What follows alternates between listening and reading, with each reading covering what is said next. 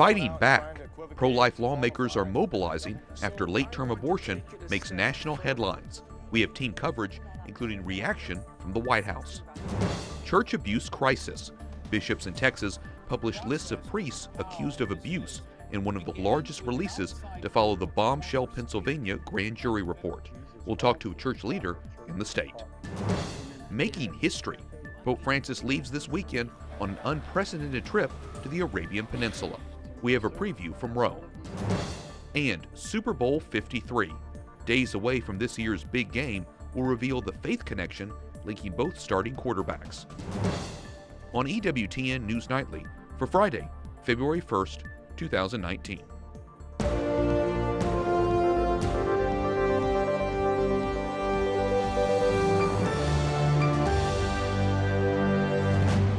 Good evening from Washington, D.C., and thank you for joining us for news from a Catholic perspective.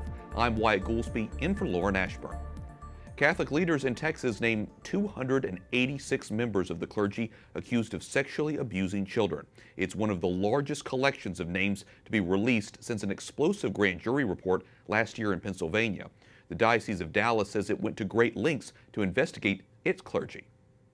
The process to compile this list began with an outside group of former state and federal law enforcement officers that reviewed the files of all 2,424 priests who have served in this diocese since 1950. Of those named, nearly 175 have died. 14 dioceses in Texas released names. And coming up later in the broadcast, we'll talk to Bishop Joseph Strickland, the head of the Diocese of Tyler, Texas, about his reaction to the release. Virginia's governor says he has no regrets on his comments earlier this week defending abortion, even as a baby is being born. In a news conference yesterday, Ralph Northam said Democrats believe legislatures, most of whom are men, should not be making decisions about women's choices for their reproductive health. We have team coverage tonight, including White House correspondent Mark Irons with the reaction from one of President Trump's closest advisors. But we begin with Capitol Hill correspondent Jason Calvi, who tells us what pro-life lawmakers are doing to fight for the unborn. Jason? Wyatt, national outrage erupted after New York's abortion law and the failed bill in Virginia. Pro-life leaders say it shows just how radical abortion supporters are. And they hope to use this issue to persuade the country to vote pro-life in 2020. Senator Ben Sasse of Nebraska wants action now. This is infanticide that we're talking about. Republican Ben Sasse blasts Governor Ralph Northam of Virginia for supporting a bill in his state that would have allowed abortion up until and during birth. We're talking about a little baby girl who's been born and is on a table in a hospital or a medical facility, and then a decision or a debate would be had about whether or not you could kill that little baby. Sasse noted it's the biggest debate in the country over the last couple of days. But yesterday, Democrats claimed they hadn't heard Governor Northam's comments. I'm sorry, I just don't know what he said yesterday. Here's what Virginia's governor did say. The infant would be delivered. The infant would be kept comfortable. The infant would be resuscitated if that's what the mother and the family desired. And then a discussion would ensue between the physicians and the mothers. Now, Senator Sasse is fast-tracking his bill to protect children who survive abortions. Everyone in the Senate ought to be able to say unequivocally that killing that little baby is wrong. This doesn't take any political courage. And if you can't say that, if there's a member of this body that can't say that, there may be lots of work you can do in the world, but you shouldn't be here. And pro-life groups will try to oust pro-abortion lawmakers, including in Virginia. They overplayed their hand, they pulled back the curtain, and they showed Virginians and they showed the entire United States of America what the abortion lobby is really about. Virginia's Republican majority leader says it's a warning. They have now been exposed in what they believe and the things they embrace and the legislation they would clearly advance if they had the opportunity. Democratic Senator Tim Kaine of Virginia, his office says he did not support the failed abortion bill, but he wouldn't comment on the controversy surrounding Governor Northam's words. Senator Ben Sasse's proposal would punish doctors who don't treat infants surviving abortions. The House passed the same bill in 2018. Only 6 Democrats voted for it. Wyatt? Jason, I understand Catholic leaders across the nation have been condemning the failed Virginia bill. That's right. Archbishop Joseph Naumann, who's in charge of the U.S. Bishops' pro-life committee, he says it shocks the conscience. He accuses Governor Northam of senseless disrespect for new human life. And he's not alone. Senator Marco Rubio of Florida writes, extremism has become the mainstream in the Democratic Party. Capitol Hill correspondent Jason Calvi reporting. Thanks, Jason. The White House is now challenging Democrats to make their position on late-term abortion public. One of the president's senior advisors says Democrats should be asked if they support laws that make abortion available on demand. White House correspondent Mark Irons reports. Good evening, Mark.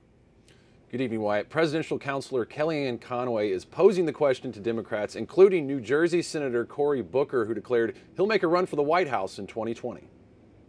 So I would ask Cory Booker and Kamala Harris and Elizabeth Warren and the 100 people who I guess will run for president on the Democratic side, when do you believe life begins? Are you going to look in the eye of people like Gabby Petkevis of New Jersey, who was born at 23 and a half weeks and is now a thriving 4-year-old? Should she have been aborted? Should she have been aborted at 23 and a half weeks, 16 weeks after that? We have to have a serious conversation about what it means in modern America to call yourself pro-choice. The pro-life advocacy group Susan B. Anthony List says Senator Booker's voting record is 100% pro-abortion. Today he launched a video announcing he will challenge President Trump. Together, America, we will rise. I'm Cory Booker, and I'm running for President of the United States of America. Booker joins Democratic Senators Kamala Harris, Elizabeth Warren, and Kirsten Gillibrand, who've all announced their 2020 candidacy. Now, 2 years into his term, President Trump will give his State of the Union address to Congress this Tuesday. A senior administration official tells me the president will speak about the fundamental importance of human life in this speech. I'm also told previous reports are true that the president wants to speak about his pro-life stance and may even invite a pro-life supporter to be his special guest. Wyatt? White House correspondent Mark Irons. Thanks, Mark. President Trump says it is likely he will declare a national emergency to fund his border wall. I think there's a good chance that we'll have to do that, but we will, at the same time, be building, regardless, we're building wall, and we're building a lot of wall, but I could do it a lot faster the other way. The president said he may make an announcement about funding for the wall during the State of the Union on Tuesday. And he won't just be talking about the wall. As Mark Irons just mentioned, Politico reports the president also will shine the spotlight on abortion during his speech. His guest might also include a pro-life figure. Stacey Abrams, who narrowly lost her bid to Georgia's governor, will deliver the Democrats' response. The United States is freeing itself from a key nuclear arms control treaty with Russia. If Russia does not return to full and verifiable compliance with the treaty within this 6-month period, by verifiably destroying its INF-violating missiles, their launchers, and associated equipment, the treaty will terminate. President Trump blames Moscow for the demise of the Cold War-era pact, saying Russia violated the terms. The Kremlin denies the allegations. If the treaty ends, critics fear it could lead to a new arms race. President Trump comments on the special counsel's investigation into possible collusion with Russia, saying via Twitter, quote, "Just out, the big deal, very mysteriously Don Jr. telephone calls after the innocent Trump Tower meeting that the media and Dems said were made to his father, me, were just conclusively found not to be made to me. They were made to friends and business associates of Don. Really sad." In a vote last night, senators say they want U.S. troops to remain in Afghanistan and Syria. On this vote, the yeas are 68, the nays are 23. The bipartisan amendment comes after President Trump called for drawdown of soldiers in both countries. The proposal is non-binding, though it might encourage cooperation between the White House and Congress. The opposition leader in Venezuela, who is challenging Nicolas Maduro's presidency, is asking the country's secret police to leave his family alone. La oposición en Venezuela cuesta incluso la vida. Juan Guaido says officers showed up at his apartment while his infant daughter was inside. Guaido says it was inappropriate and it scared his family. Police officials deny visiting the apartment. Also today, thousands of pro-government supporters attended a rally that included Maduro's vice president. India's Supreme Court denies a nun bail after she was accused of cooperating in selling a child. Sister Concelia, who is with the Missionaries of Charity, was arrested last year. This is the third time she has been denied bail. The sister says she did not know about the child being trafficked, and she only found out about it after she was questioned by authorities. Pope Francis meets with leaders from the Oriental Orthodox churches. Desidero assicurare a tutti I fedeli in Medio Oriente la mia vicinanza. They discussed theological issues and the cooperation between the churches of the East and West, saying the talks continue the journey toward full communion between Orthodox and Catholic churches. Pope Francis will become the first pope ever to visit the Arabian Peninsula this Sunday, and Catholics from around the world look forward to welcoming him. The diversity in the Catholic community is seen in the pews at St. Mary's in Dubai. Mass is celebrated in Arabic, Tagalog, and Urdu, among other languages. The parish offers an anchor for Catholics who are part of the vast foreign labor force. Many work in the country while their families stay at home. The whole world meets here in a way. We have people from all over. So church is a base for them. They are far away from their homes and they don't have an extended family to support them. And that family atmosphere is created here in the church. The Holy Father will visit Abu Dhabi February 3rd through 5th. Catholic Church estimates there are some 1 million Catholics in the UAE today. Alan Holdren is the EWTN Rome Bureau Chief. Alan, this will be a historic trip. What's on the Pope's agenda? Well, Wyatt, the first half of this trip basically is divided up into two halves. First half, which is day one on Monday, is going to be dedicated to visits with the Muslim leaders of the Arabian Peninsula, but across the Arab world. People are coming in, leaders of the Muslim communities, but also Christians and Jews will be there to take part in meetings on interreligious dialogue and tolerance in particular. The Pope said a month ago that he saw this trip as an opportunity to advance mutual understanding and interreligious dialogue at a time when it's particularly needed. The second half will be dedicated to the Catholic Christian community there. The Pope will be celebrating a major Mass. 45,000 people will be present in a stadium for Mass with the Pope, and another 90,000 people have got tickets to be outside. It's going to be the largest public celebration of a Catholic Mass there in the Arabian Peninsula, but especially the first time a Pope has ever been there. I'm sure it's going to be incredible. Tell us about the Catholic population in that Muslim nation. Well, Wyatt, it's about 1 million people. Most of them are from other nations that have come in as the oil boom came along there on the Arabian Peninsula. There are 9 parishes across the region, including Oman and Yemen, to serve all of these expats who've come from a huge number of countries worldwide. They came in with that oil boom to serve for blue-collar work and white-collar work. Right now in the United Arab Emirates, there's 90% of the population which is foreign-born and just 10% which is local citizens. That's interesting. So then what is life like for Catholics there? It's not that easy, Wyatt. Imagine these are a lot of people coming from all over the world who've left their loved ones behind, huge migrant community. There has been a lot of support, or at least some support, from the rulers of the country that have donated land that the Catholic churches could be built on. But it's not all that easy sometimes. Imagine that there, if you proselytize or if you convert from Islam to another religion, that could come with some jail time. It's illegal, and also apostasy and blasphemy laws could carry with them a possible maximum sentence of the death penalty. I know that's a problem for a lot of countries in that region, so we'll continue to pray for the Catholic community there, and I'm sure they'll be very excited with the Pope coming. Alan Holdren, EWTN Rome Bureau Chief, thanks so much for telling us about it. Thank you, Wyatt. Coming up, Pope Francis tells us why it's okay to be pushy. And a Texas bishop reacts to the state's clergy abuse investigation.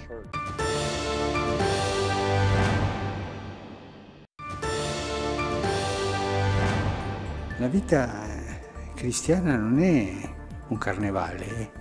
Pope Francis says the life of a Christian is not a carnival. At his daily Mass at the Vatican, the Holy Father says persistence is a crucial part of the faith because even Jesus experienced moments of sadness. Welcome back. I'm Wyatt Goolsby, in for Lauren Ashburn. A Texas bishop issues an apology to survivors of clergy sex abuse as the names of clergy credibly accused in the state are released to the public. Bishop Joseph Strickland of the rural diocese of Tyler writes, quote, "I express my deep sorrow to the survivors of abuse and my commitment to providing pastoral care for each survivor. I apologize for the failings and sins that have hurt the church so deeply, especially with our most vulnerable members." Bishop Joseph Strickland of the Diocese of Tyler joins me now. Your Excellency, welcome back. The Diocese of Tyler is fairly new, established in 1987. You had only one name to release, but you point out in your letter that even one name is too many. Why did you feel it was so important to emphasize that? Well, I think that simply expresses the reality that one victim of abuse, sexual abuse of a minor is way too many. And so one is much less complicated than some of the diocese in Texas, but even one is tragic and is a reminder of how important this is, and especially one victim. As I've said in a couple of different times, the people here have said, "Bishop, don't forget the victims." Because with all the controversy and all the conversation and so many different ways, sometimes the victims are forgotten. And especially when they're young children, they need to be remembered and focused on. They are the ones that have been harmed. The lists of accused clergy were prepared separately, like you mentioned, by each diocese, some with very limited details of alleged abuse. Do you agree that some of this can be solved with more transparency and lay oversight? Well, I do. I have spoken out that I believe appropriate lay oversight is important. Here in the Diocese of Tyler, we're a small diocese. We had one credibly accused priest who was convicted of that abuse and is now in prison.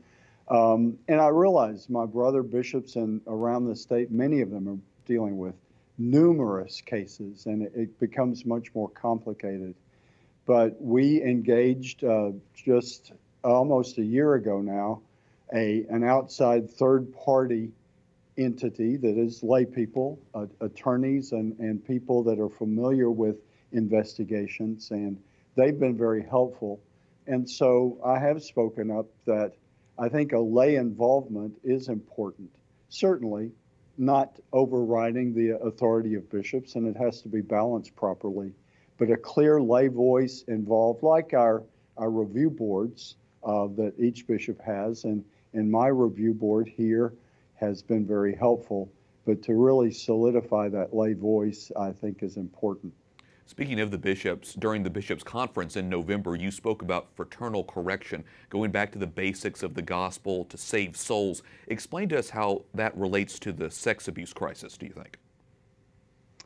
Well, I think we have to encourage each other and sometimes challenge each other as bishops. It's a delicate balance that I think we need to really look at, because even I've been a bishop for 6 years and worked with my predecessors here in the diocese for a lot of my priesthood. But the bishops really are an authority very independent in many ways. As Bishop of Tyler, unless I really do something that is strictly out of order, I'm pretty well left to my own authority. And I think in that way, we're very respectful of each other, but the ultimate respect belongs to Christ and his good news, the gospel message. And I'm sure there are a lot of Catholics out there that are happy to hear you say that and are happy that you would put out this letter and talking about the issue. Bishop Joseph Strickland of the Diocese of Tyler, thanks so much for talking with us today. Sure.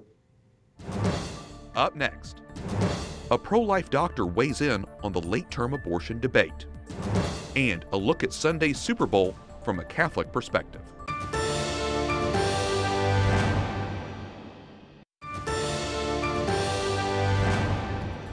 Welcome back. I'm Wyatt Goolsby, in for Lauren Ashburn. The Virginia delegate who proposed a late-term abortion bill that sparked a national controversy clarified her remarks today. I was really just simply caught off guard by the tenor of the questions during the hearing. I wish I was quicker on my feet and more agile, and I regrettably misspoke. Simply put, infanticide is illegal. And House Bill 2491 does not change this. Join me now by Skype from Miami is Dr. Grazie Christie, Policy Advisor for the Catholic Association. Welcome back, Dr. Christie. What do you make of Delegate Trant's response today? Well, she's trying to walk back what was her perfect frankness the first time she was asked about this. And what she's trying to parse through, and not doing a very good job, I think, is what is the definition of infanticide? She's trying to tell us that infanticide means that a born child is directly killed. But what she said on the floor of the House or Senate the other day in Virginia was that if a woman was in full labor, could that child be killed right before he emerged from the birth canal through probably an injection into the heart, which is how doctors perform late-term abortions? And her answer was yes. And bills like this in Virginia and in other states would allow a baby just on the verge of being born to be killed. So I'm hoping you can clarify a little bit more, because you're a medical doctor and you were touching on this, but walk us through what happens to a baby who is aborted up to the moment of birth as the New York law allows. Well, the way babies are normally aborted in the third trimester, especially in the late third trimester, is that an injection is done through the woman's uterus and into the baby's heart, and the baby's heart is stopped. Once the baby has ceased living, then the woman's labor is induced, and the baby is delivered either whole or in parts, depending on the technique that they want to use. So what we're talking about here, that she said before that was allowed, is that a baby just on the verge of being born, the mother's in full labor, all that's missing is 3 minutes to traverse the birth canal, that baby can have his heart stopped before he's born. That's called a third trimester abortion. Wow, it's amazing. But then what would be the medical risk to the woman having a late-term abortion, particularly if it's performed by someone other than a doctor, as is also allowed in the New York law? Well, that's, to me as a physician, that's besides all the nastiness of all these laws that make practically infanticide legal, is the fact that people who aren't medically trained properly are allowed to do late-term abortions, which are basically a birth, like an induced birth, which is a very complicated procedure. If any one of your viewers watch the Gosnell movie, they can see what that looks like in the hands of an unscrupulous practitioner. He happened to be a doctor, but he was unscrupulous. It's incredible to think of the danger to both the baby and the mother in all of this. Do these laws allow late-term abortions to ignore some of the medical regulations around abortion itself across the country? Well, in general, abortions are less regulated than other procedures on a state-to-state basis. Every state's a little different, but the abortion lobby is very careful to keep the regulatory health part of the state away from abortion clinics. So, for instance, in my place of work, where I work, we're very heavily regulated and we have so many rules we have to follow. Abortion clinics aren't held to the same standards, and this is a political, ideological issue. If these laws pass, as they have in New York State and in other places, this will be even more dangerous for women because they will have even fewer standards that won't be enforced. Like I say, these laws have horrified so many. I know people will be praying that they reverse them and come to an end. Dr. Grazie Christie, Policy Advisor for the Catholic Association, thanks so much for talking with us today. Thank you. Finally tonight, how does Catholic Schools Week tie into Sunday's Super Bowl 53? Well, both starting quarterbacks attended Catholic high schools that are part of the San Francisco Archdiocese. Tom Brady of the New England Patriots attended San Junipero Serra High. Jared Goff of the Los Angeles Rams attended Marin Catholic. It is believed to be the first time the Super Bowl featured starting quarterbacks who are Catholic and also from the same diocese. Sunday's game is also for the Vince Lombardi Trophy, named, of course, for the former coach of the Green Bay Packers, who was a practicing Catholic and briefly entered the seminary. He didn't become a priest, but remained faithful to the church, and of course, he was on the winning side of 2 Super Bowls. And with that, we thank you for watching tonight. For the entire EWTN News Nightly team, I'm Wyatt Goolsby. We're back on Monday with more news from a Catholic perspective. Good night, and God bless.